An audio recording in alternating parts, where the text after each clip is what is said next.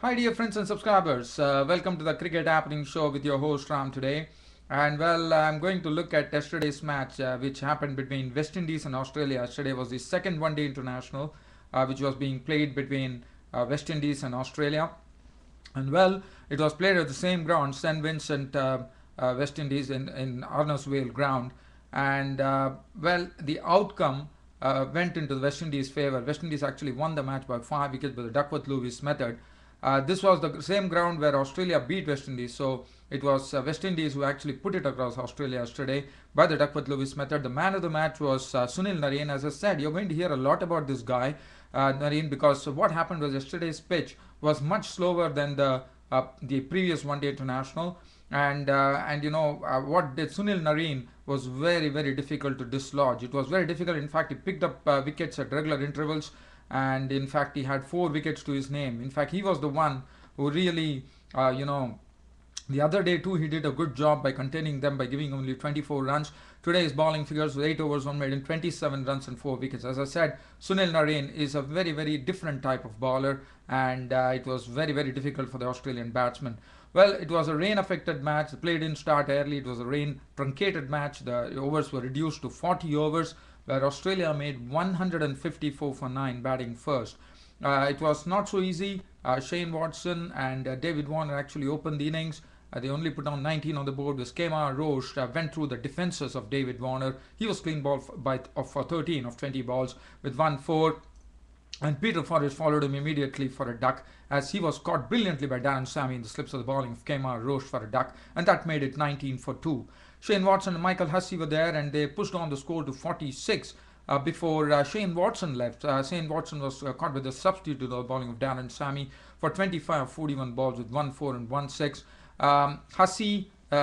Michael Hussey, as I said, that was the time when Sunil Narine came into the attack, and it was very difficult to actually play him. And as the pitch was slower, in fact, Andre Russell also did a good job. Bowling 6 overs of 14 runs. There was 4 overs for 14. It was a much disciplined bowling effort from the West Indians, and West Indies really, they had done their homework. They had learned their lessons of the previous one-day international, and this was much slower. Not only in the bowling, even in the batting department, West Indies did well to bide their time at the crease, which was very important.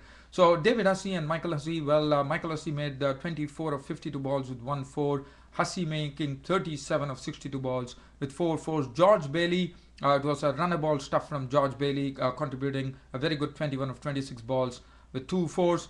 Daniel Christian was run out for 6. Matthew Wade was gone for 3. Sunil Narine actually came in and picked up the lower order wickets. And Brett Lee, well, a bit of a cameo, 11 of 6 balls not out of with 1-6, and it was all over 8. So they were 154 for 9 is what they finished off with.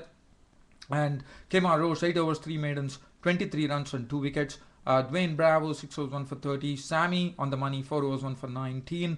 Pollard bowled 4 overs for 18. Marlins won 4 overs, no maiden, none for 18. And this definitely reflects, the bowling definitely reflects on how the West Indian bowlers bowled. They knew the pitch was slow. They picked up the wickets at regular intervals, which was very good. And that's what they precisely did. Now, as far as the West Indies batting were concerned, they had a horrid start, I would say. And Kieran Powell, I don't know what he was doing.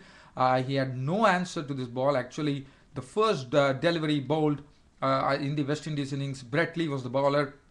And in fact, Brett Lee would have been surprised because Kieran Powell shouldered arms to a ball which was coming into Powell, and Powell was LBW ball Brett Lee for a duck of the very first delivery, which was a big blow for West Indies.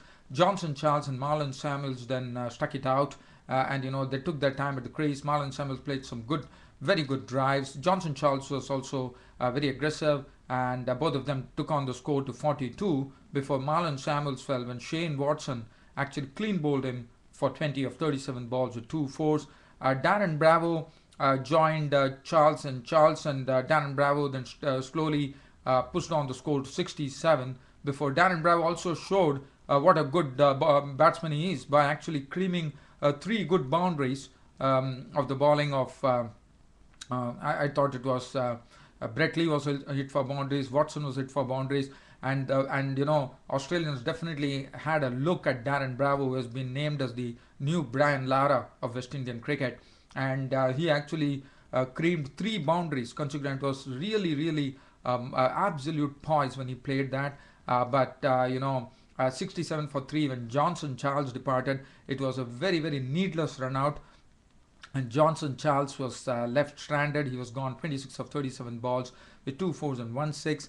Bravo brothers, Darren Bravo making 16. And when Darren Bravo left at 74, it looked like West Indies a bit shaky there. He was run out. In fact, Darren Bravo was clean bowled by Xavier Doherty for 16 of 28 balls with 3 4s. And Wayne Bravo, after contributing a good 30, where he actually took his time at the crease, making 30 of 49 balls with 1 4. And they were 138 for 5 at that stage in 34 hours. But, well, they definitely had hope because Kieron Pollard was there. And Kieron Pollard, well, he did what he does best by cracking sixes at will. In fact, he cracked Daniel Christian for a 6. Then he also hit Xavier Doherty for 6s. And in all, he collected 4 6s. Everything, all the 6s were hit to different parts of the ground, which was good to see. Kieron Pollard then took them to victory. As I said, West Indies never hurried. They took their time at the crease. They bided their time. They stretched it to 38.2 overs, which was good to see because they understood the vagaries of the pitch. They understood the pitch was slow. The ball was not really coming out of the bat. They had to do that. And that is what West Indies did best today. And West Indies were the better side today. So Kieron Pollard not out on 47 when the victory came of 61 balls with 4 4s, and Carlton Bogg cracked 6 of the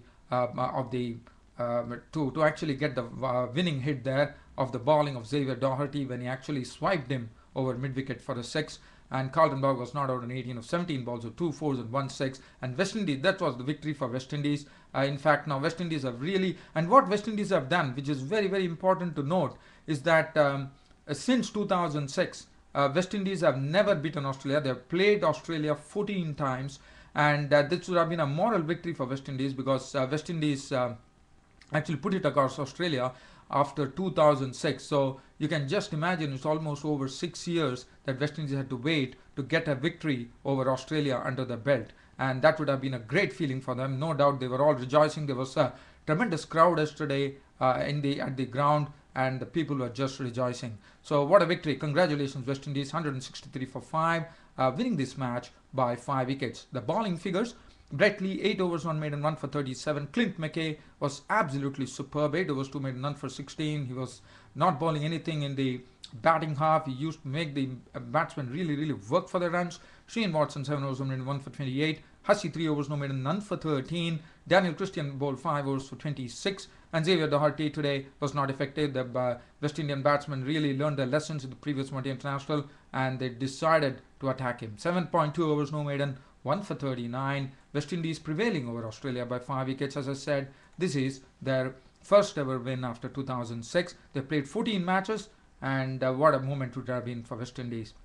And so what West Indies have done now, as they have actually leveled the series and made the series very interesting, this 5-match international series, the third one-day international, well, I'm not sure when it exactly begins, but this is, I'm sure it will be beginning this week. But okay, let's shift the focus now onto the Asia Cup 2012, because we have a very key match coming, and on this hinges the fortunes of India and Bangladesh, because Bangladesh and Sri Lanka are clashing today. Pakistan have already reached the finals yesterday, even though they lost to India.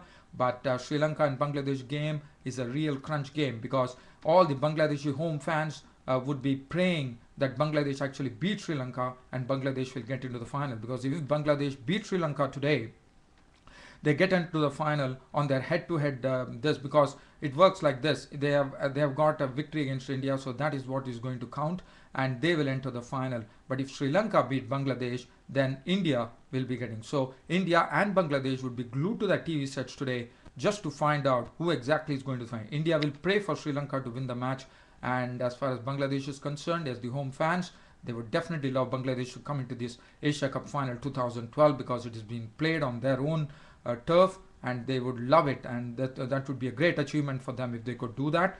And this would be the first final ever in their history to come to a Asia Cup, a major tournament final.